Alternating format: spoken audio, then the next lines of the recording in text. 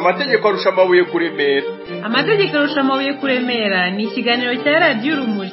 Amategeko arusha amabuye kuremera ni ikiganiro cya buri wa gatanu kuri radiyo Urumuri.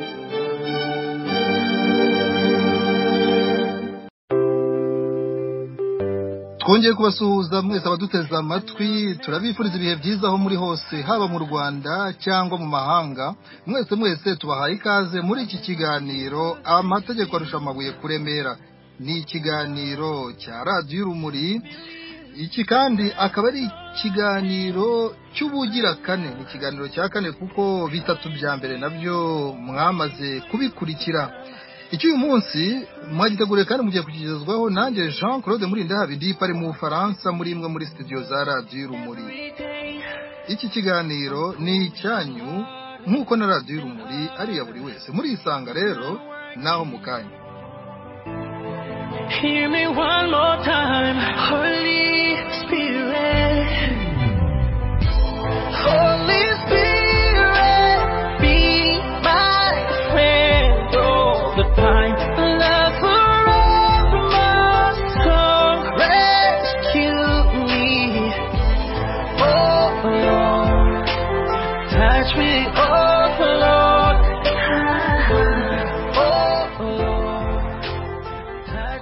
Nkuko twamaze kubibabwira muri iki kiganiro dutumira abantu banyuranye barimo impuguke n'abahanga mu mategeko, abanyuze mu nzego z'ubucamanza cyangwa ubutabera.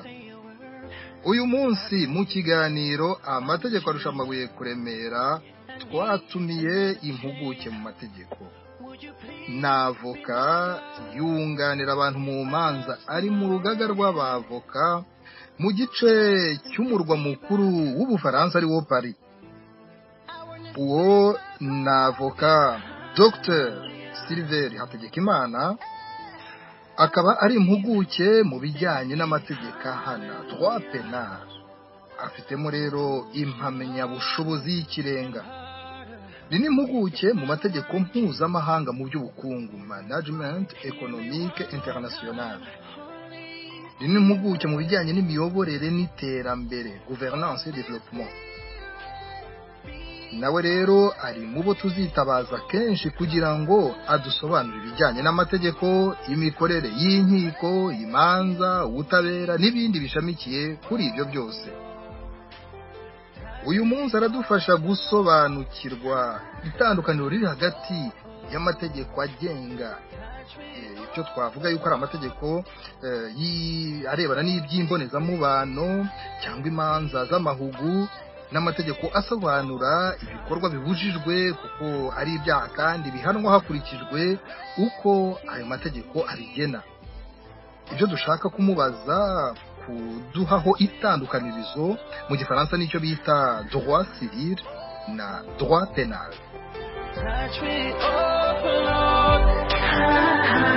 Hallelujah, yeah, yeah, hallelujah. Oh, oh,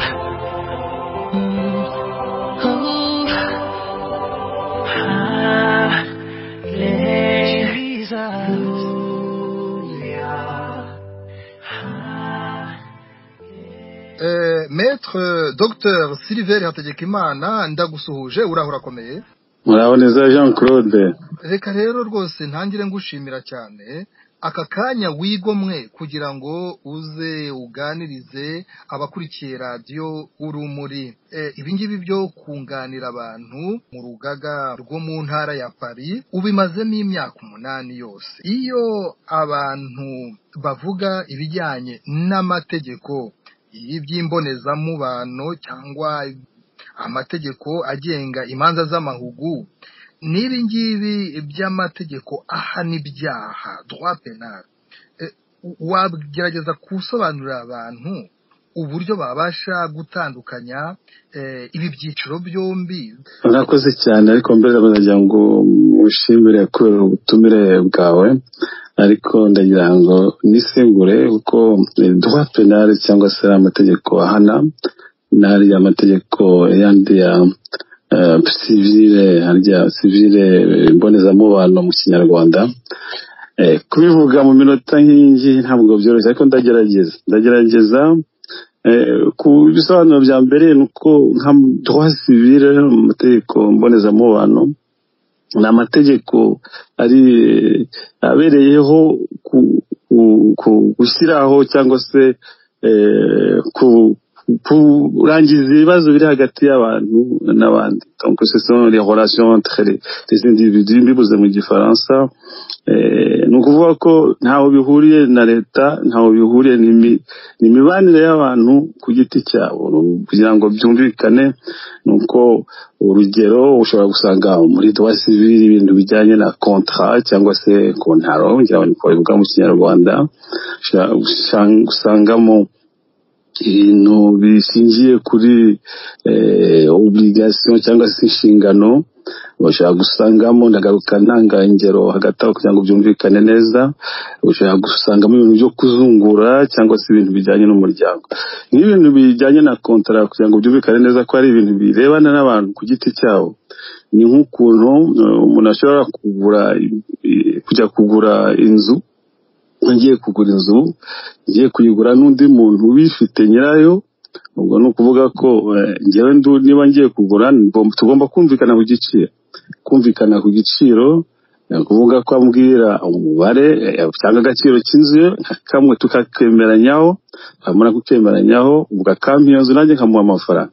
Ibyo ni contrat nyine bifite izo obligation, izo nshingano. Buri wese afite inshingano y'ugura aho ngaho no gutanga amafaranga, iyo ugura no gutanga amafaranga. Ariko n'undi nshingano y'uwo wundi ugomba kubona inzu no kugomba kugurisha inzu agomba kuyitanga, agomba gukomeza kuyibamo. Ngicyo urugero natanga mu birebana na contrat bijyanye na obligation nyine, ni ukuvuga inshingano umuntu aba agomba kubahiriza kugira ngo izo kontaro zubahirizwe koko. Hari nko kuzungura, ibintu cyane no kuzungura cyangwa succession. Yo umuntu ashobora birumvikana ko nko muri famiye, ndatanga urugero nko muri famiye aho ushobora kubona abantu babana, ibyago bikaza, umwe akagenda, yamara kugenda wenda n'undi agasaza. Ko mu by'ukuri umwe agiye, umugore n'umugabo agasigara, byo nta kibazo bitera. Hari ikibazo Dr. Maître Sylvain Hategekimana, ibyo uvuga yuko umwe ashobora kugenda, wagerageje gukoresha amagambo yorohereye, ni ukuvuga hagize utabaruka akaba atakiri abasigaye ko bigenda, wakwikomereza kwari kugira ngo abantu byumve neza rwose. Wagerageje gukoresha amagambo yorohereye atagira uwakura umutima. Yego urakoze. Donc niba hasigaye abana gusa, ni ngombwa ko umutungo w'ababyeyi wabo bamenya uko aho uzajya. Hari n'igihe n'abana baba badahari. Ibyo byose abana bahari badahari, ni ibyo bijyanye no kuzungura nabyo biza muri aya mategeko agenga abantu, bumva neza ko nta leta irimo, ibyo ni ibintu by'abantu ku giti cyabo. Hari n'ibindi bijyanye n'umuryango. Noneho umuryango wavuga droit de la famille, byo ntibirebana no ku mariage. Burya iyo burugumestre afatisha ijambo nubwo ari umutegetsi bwose cyangwa se amasezerano y'abashakanye, c'est ça, ni amasezerano y'abashakanye. Ariko y'ubundi bwoko ntabwo ari amasezerano hamwe ya mbere navugaga nitaga contrat. Urumva ni amasezerano yo mu muryango rwose y'abashakanye. Nibyo ngira ngo Ikinyarwanda nyacyo. Icyo gihe akoresha nanone amategeko yo muri droit civil, ibintu kuvuga ibintu bijyanye nabo n'ukuntu bazabana n'ukuntu bazarera abana babo. Ibyo ni droit civil, ni amategeko nyine mbonezamubano. Kimwe nuko no gutana, uko niba tuvuze gushyingirwa, umuntu yanavuga ko no gutana bibaho, nubwo mu bihugu bya Afurika bidakunze kubaho ngo bigaragara, ariko kugira ngo bitangiye kuza nabwo bibaho ni ukubivuga, kandi biri mu gitabo cy'amategeko. Ntabwo bigomba guhishwa, bigomba kumenya.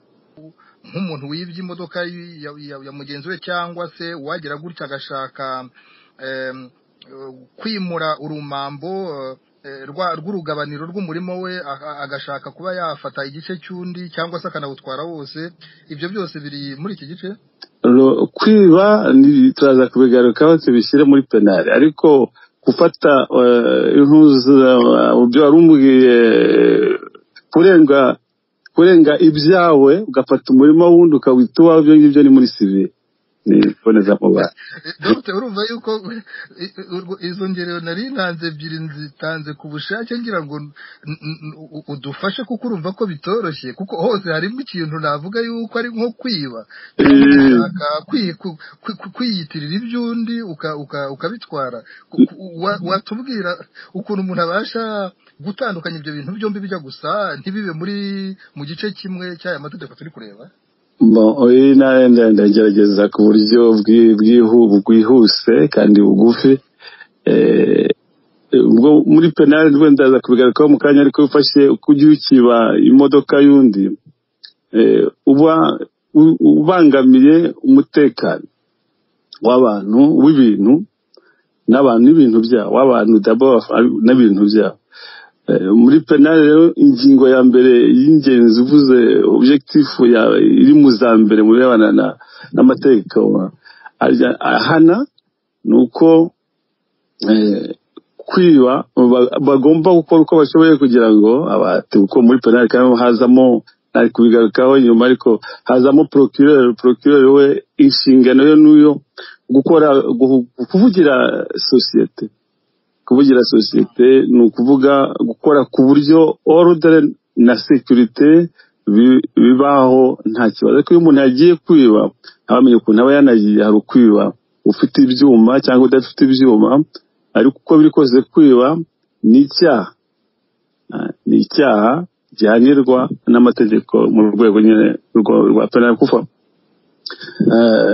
ni nka hari n'igihe bose ndatarutse gato, ni nkuko fraude sinzi nabona ukuntu nabivuga mu Kinyarwanda. Ushobora nayo ubucuruzi butubahirije amategeko rimwe na rimwe burimo no kuba umuntu yakwihunza iby'umusoro cyangwa se ntavuge yuko acuruza ikintu runaka cyangwa se akaba yanacuruza n'ikitemewe, n'ibintu bijya guhura n'ibyo ngibyo. N'ibyo urabona ushaka kubishyira nabwo mu buri bintu bibiri. Ushaka kuvuga ngo ni droit commercial iby'ubucuruzi, ariko nanone ushobora ni mu by'ukuri akenshi babishyira niba ari birebana n'imisoro birajya mu rwego rwa penal. Dr. urakoze.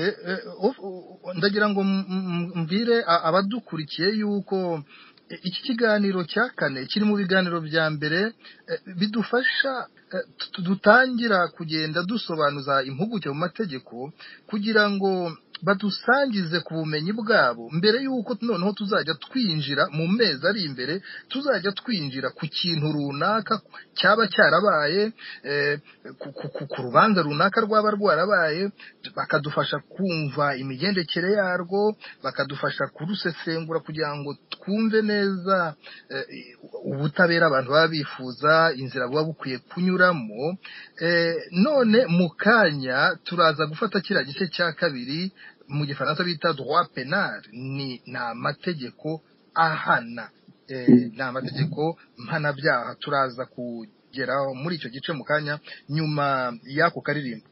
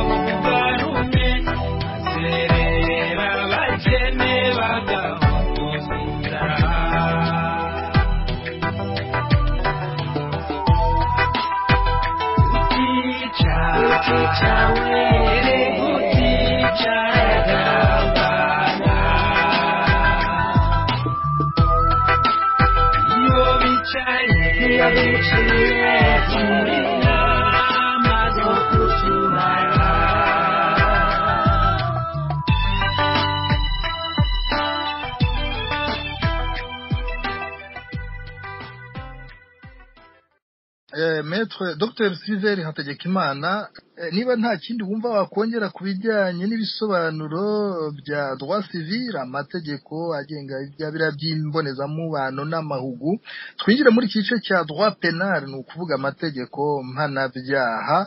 Utubwire icyo gice uko abantu bakwiye kucyumva kugira ngo babashe kugitandukanya na kiriya cya mbere, uze no kugenda duhingera nk'uko wabigenje kuri droit civil, uze no kutubwira niba hari byiciro birimo bitandukanye byaba bigize ibyo byaha bigaragara mu mategeko ahana. Dr. Arakoze Jean Claude, ibibazo byawe byose birakomeye, bisaba kwitonda kandi ni nabyiza. Nibyo droit penal nyine n'amategeko ndahana bwagizwe n'ibice bibiri, niyo mpamvu hagizwe n'ibice bibiri. Igice cya mbere ni ibyaha kwita infraction nyine, igice cya kabiri akaba ari le peine n'ibihano. Ariko muri droit penal murasanga ko hari ibintu bitatu buri gihe, ni tripartisme mu droit penal. Ubwo mvuze les infractions murasanga ziri mu bwoko butatu bunini, kuko ushobora gusanga muri ubwo bwoko nanone harimo division nyinshi cyane. Buto cyane babwita contravention ni nk'igihe umuntu bamuhagaritse atwaye imodoka mu muhanda atatubahirije amategeko, ni ukuvuga wenda arenze umuriro agiye yagombaga hari stop yagombaga guhagararaho ntayubahirize. Icyo gihe ni contravention, ni ukuvuga ko bamuhana ariko ku buryo bworoheje cyane, cyane utuntu duto nyine, ariko kandi dushaka kubyara ibintu byinshi. Ngo niba urenze, ndi muri penal ho natanga urwo rugero nakomeza, niba urenze stop wagombye guhagarara, wagera hirya ukagonga umuntu wowe wagombaga kugenda, ntabwo bikiri contravention, ubwo biseba ikindi cyo hejuru. Niba umuntu yapfuye nawe iyo biraza kuba ikindi cyo hejuru. Ariko uyu mugonze hanwa ku byaha bibiri, icyo kwica, icyo kuba yagonze umuntu akamwica atabishaka, no kuba yari yarenze ahari itara rimubwira yuko adakwiye guhita agenda, agomba kubanza agahagarara. Muri rusange icyaha gikuru nicyo nyine ubazwa, ntabwo bibujije ko nicyo hanirwa, ntabwo bibujije ko ibindi utabibazwa, ariko mu by'ukuri uhanirwa icyaha gikuru. Yego. Bon, ibyo ni contravention. C'est une contravention ushobora kuyijyamo ukajya kuri délit. Mvuze délit nuko ari icyaha gikurikiyeho. Délit ntabwo ari gito, nta nubwo na kinini, ubwo ndabigize bito ku cyaha cyose aba ari icyaha. Nk'ubwo ubutarutse stop akagonga umuntu akamuca ntihabishatse, amuciye amugaramugonza akoze accident, agiye nk'ahari ariko abaye nk'ikimuga. Uwo muntu nubwo atabishatse bwose ariko yamugonze, iyo ngiyo ubwo abantu niho batekereza bagashaka kuvuga ese tubishyire muri délit cyangwa niba bayikimuga, cyangwa tubishyire mu biterwa n'ukuntu intention n'ukuntu we niba yabishakaga birumvikana, uretse ko bidakurikirika nka bariya abandi nk'uko dusanzwe dusigaye tubibona ubu ngubu hirya hino. Ariko ubundi accident nk'iyo ukoze utabishaka ntabwo yitwa igoma ku rwego rwa délit, ariko akaba ari délit nini kamwe. Délit nazo ushobora kuzisangamo itandukanyirizo riteritory. Noneho umuntu y'umwishe rero, nk'uwo muntu utarutse stop aragonze umugabo noneho aranamwishe, ubundi ugiye gutekereza cyane uhita uvuga ko ari icyaha cyo hejuru kuko wishe umuntu. Ariko nyine mu rubanza ibintu bishobora guhinduka, ariko ubundi principe nuko wishe umuntu wakoze icyaha gikomeye cyo hejuru bita crime. Ubwo wenda kugira ngo ngire vuba, crime yo nk'ubu ariko bigira buri gihugu kiba gifite ibintu byayo. Ndavuga mu Bufaransa tuvuze contravention, ni ukuvuga ko utagomba kujya mu rukiko rumwe na délit, kuko délit twabisobanuye, nta ugomba kujya mu rukiko rumwe na crime. Contravention ugomba kujya mu rukiko rworoheje nanone, rego bita tribunal de police mu Bufaransa. Noneho délit ukaba ugomba kujya mu yindi tribunal, ayo bita tribunal correctionnel mu Bufaransa. Naho crime yo wazikoze, crime nyine constaté, icyo gihe uhita ujya muri cour d'assises. Murumva ko buri cyiciro kiba gifite ibyabyo, ariko kandi kiba gifite n'ukuntu ijyanwa, ariko no mu bihano ntabwo nuko. crime twavuga ko ari icyaha gifite uburemere bunini, hanyuma deli twavuga ko ari icyaha giciriritse kidakabije cyane, hanyuma contravention twavuga ko ari nko kurenga ku mabwiriza aya ngaya asanzwe agena imyifatire yo mu rwego rwo hasi ahangaha mu buzima bwa buri munsi. Sinzi niba wagerageza kubisobanura kurushaho cyangwa niba ntabwo nkeka ko Jean Claude ko nabisobanura kurusha uko bivuze mu Kinyarwanda. Ndumva ari byo byabikiza cyane n'ingero, ariko ngira ngo tuzagira igihe tubigaruka, ariko ko wabisobanuye nibyo. Ahubwo wenda kugira ngo byumvikane, niba uko nabisobanuye ari byo, nukuvuga ko wabaye umwarimu mwiza, nukuvuga ko twabashije kubyumva, wakomeza rwose. Wenda niba ushaka reka nongereho ikindi kituma byumvikana neza, n'ikinyuranyo cy'uko kimwe ari kinini ikindi akaba ari gito, nuko nk'ubu iyo ya contravention akenshi baguhanisha ubwongeze muri rebana na peine, ko twavuze mbere yuko ari infraction akaba na peine. Iyo ukoze igihano, ukoze icyaha nka contravention, akenshi na amande baguha, ntabwo bakubwira ngo yajya gufungwa. Ariko yukoze deli biterwa n'izarizo, biterwa nyine ibihano kugira ngo bijye babanje kureba umuntu d'abord ku son passé judiciaire, ariko no kuvuga personnalité ye, umuntu ese ntabwo arasanzwe akora ibyaha, se yari umuntu muzima, ese byamugwiriye, se yabishakaga. Ibyo byose bijya ibintu bigomba kurikizwa kugira ngo barebe igihano gikwiriye umuntu, igihano nyacyo nyine. Deli rero bazagufunga mu by'ukuri mu gihe usanzwe uzwi n'ubutabera, usanzwe warabonye warabaye ajya condamné, unabivuga ngo iki mu Kinyarwanda, umuntu bigeze guhanisha igihano cyo igihano runaka kubera icyaha yakoze. Uwo muntu wahanwe cyane azahanwa maximum mu butabera, nuko urumva ndagenda mbivuga kuko uko wabivuze ndavoka ndabimenyereye, ntabwo nababwira ibindi. Ni byiza ko ngenda nshyiramo ibyo ngibyo. Umuntu wahanwe cyane birumvikana azabona igihano cyo hejuru, ariko umuntu ugize ibyago akakora deli ubwa mbere, mu Bufaransa yari umuntu ukora uzwi neza ko atakora ibintu nk'ibyo, umuntu w'umugabo mu rugo rwe ntabwo azajya gufunga. Ibyo bita multirecidiviste, ni ukuvuga umuntu waranzwe n'insubiracyaha inshuro nyinshi. Uwo nguwo iyo bongeye kumufata ku cyaha nyine bamuhana bihanukiriye, n'ibyo ni ukwihanikira, nibyo ni ukumuhana bihanikiriye, cyangwa ni ukuvuga ko bakurikije itegeko. Burya hari igihe itegeko rivuga riti umuntu uzaba yarenze cyangwa yakoze iki kintu kitemewe azahanishwa hagati y'umwaka umwe kugeza kuri 5. Ni ukuvuga ko uw'insubiracyaha bashobora kugeza kuri ya myaka nyine myinshi ishoboka yagenwe n'iryo tegeko. Uyu muntu wakuzwi ufite nkurikije ibyo mbona, ufite kazi, ufite condamnation z'amahama 20, 15, 10, ntabwo azabona igihano kimwe n'umuntu ko wakoze wabaye utarigeze uhanwa cyangwa uhanwe rimwe yewe na kabiri.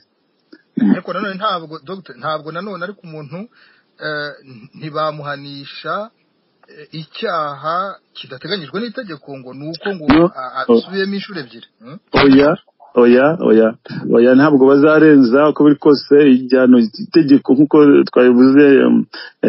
L'infraction ijyana buri gihe n'igihano giteganijwe nk'uko maze no kubivuga. Niba bavuga ko icyaha bagihanira imyaka 2 kugeza kuri 5, ubwo wa mbere ukoze ubwa mbere azahanirwa 2, ni urugero mfashe. Ariko nk'umuntu wa undi wo hejuru cyane bazamuha imyaka 5 yuzuye, ntabwo bazamuha 5 n'igice, ni 5 niyo yagenwe, ntabwo ashobora kuyirenza. Turagira ngo tukubaze, hari n'igihe urubanza rushobora kubamo izi nzego zombi, aho abantu bashobora kuburana ikijyanye na civile bakaburana n'ikijyanye na penali mu rubanza rumwe, amategeko y'iby'imbonezamubano n'amahugu bikaba byaza mu rubanza rumwe no mu bijyanye n'ibimpanabyaha ibi bya droit penal. Waduha nk'urugero ku kugira ngo abantu bumve yuko urwo ruhurirane rujya rubaho. Uruhurirane siko ndi buvuge, ariko urubanza penal rushobora kubyara urubanza civil. Ni ukuvuga niba mfashe ingarutse kuri rwa rugero rw'umuntu wagonze umuntu, yamugonze ntabwo yabishaka, ariko yamugonze. Niba yamugonze ko akaba yamwishe ariko ntiyabishakaga, biragarukira kuri deri, nubwo bwose deri yo hejuru, ariko birakomeza bibe deri ko atabishakaga. Icyo gihe niba uwo muntu yapfuye cyangwa se yangije muko kumugonga yangije indi modoka, ni ukuvuga ko iyo modoka yangije ni civil, agomba kuyikoresha. Ntabwo ari urukiko, ntabwo ari penal izabireba. Penal izareba igihano cy'uko yishe umuntu, ubwo babirebe babimuhanira. Noneho ariko ntabwo bizahagararaho, bazakomeza bajye hirya. Icyo bikoraho uvuga hari kuri nuko ushobora umujije uri kuri penal ashobora gukomeza akajya kuri civil. Ni ukuvuga mu urwo rugero mu gicyaha kimuhama penal irarangiye, barakomeza bajye muri civil no barebe icyo yangirije. Niba urugero nkuko nababwiye yaragoze imodoka yindi akayangiriza, ko niwe wari mu makosa, agomba gukora za expertise cyangwa bakareba, ariko expertise ubwo urumva ni civil bazakora kugira ngo barebe amafaranga bagomba guha uwo none imodoka ye yangitse, kugira ngo ashobore kuyikoresha cyangwa ashobore kongera kuyigendamo uko yagenderagamo. Aho ngaho ni civil, ni imbonezamubano. Reparation ishobora kuba ziri ubwoko bwinshi, nyine ni ukugenda ugakoresha ikintu cyangitse. Niyo yaraguteka agenda ubirepara, ariko nanone bakakubwira bati ugomba gutanga indishyi z'akababaro. Indishyi z'akababaro ko uyu muntu wamukoreye nabi, wamutesheje igihe.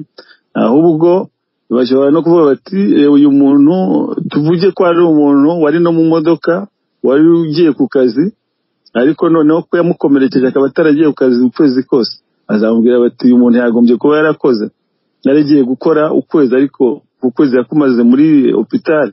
Ni ukuvuga ko ugomba kumuriha amafaranga yagombye kuba yarakoreye mu cyo gihe atakoze. Ubundi mu gifaransa babyita reparation, ushobora kuba materiel, nuko ushobora kuba financier. Ni ukuvuga materiel, ni ukuvuga yuko umuntu yishyura ibyo bintu, niba ari imodoka akayikoresha, cyangwa niba ari ikintu yangije akagisubiza uko cyakabaye, nk'uko ashobora gucibwa amafaranga. Kimwe nuko bishobora kuba moral, ko uwo muntu waramukomerekeje mu gihe ibisa amaraso cyavaga kuko wamukomerekeje yababaraga cyane. Ibyo rero nabyo barabirihira mu nkiko, ariko sinkeka ko mu bihugu bitera imbere ibyo bintu byaba morale. None tubijyanye na morale, ni ukuvuga akababaro babyishyura bate? Bagerageza kubicishiriza mu mafaranga. Yashyira mu mafaranga. Hari ba expert, abimpuguke mu kugereranya ukuntu umuntu yababaye, hanyuma bakanabihera n'amafaranga, ariko hari amategeko abigenga nanone yo muri civil. Dr. ndagira ngo rero ubwo iminota 30 y'iki kiganiro irangiye, hari ibindi twashoboraga kuganiraho, tuzagira igihe rwose. Ndagira ngo ngushimire cyane, kandi nshimire n'abakuri iki kiganiro, mbasaba ko aho bumva basigaranye ikibazo bazakitwohereza cyangwa ibibazo bakabitwoherereza, tukazongera tukagushaka igihe uzaba ufite akanya, kugira ngo tube twagira ibindi tugarukaho kubijyanye n'amategeko agenga iby'imbonezamubano n'amahugu, nuko abantu bashobora kubana n'amasezerano bashobora kugirana, ndetse n'ibijyana na droit penal, ni ukuvuga iby'amategeko mpanabyaha. Ndagushimiye cyane rero aka kanya waduhaye Dr. Naho ubutaha. Murakoze cyane Jacques.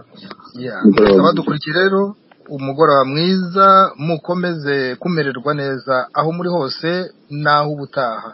Nge nari Jean Claude Murindabi, ipari mu Bufaransa. Mukomeze munogerwe na gahunda za Radio Urumuri. Amategeko arusha amabuye kuremera. Amategeko arusha amabuye kuremera ni ikiganiro cya Radio Urumuri. Amategeko arusha amabuye kuremera ni ikiganiro cya buri wa gatanu kuri Radio Urumuri.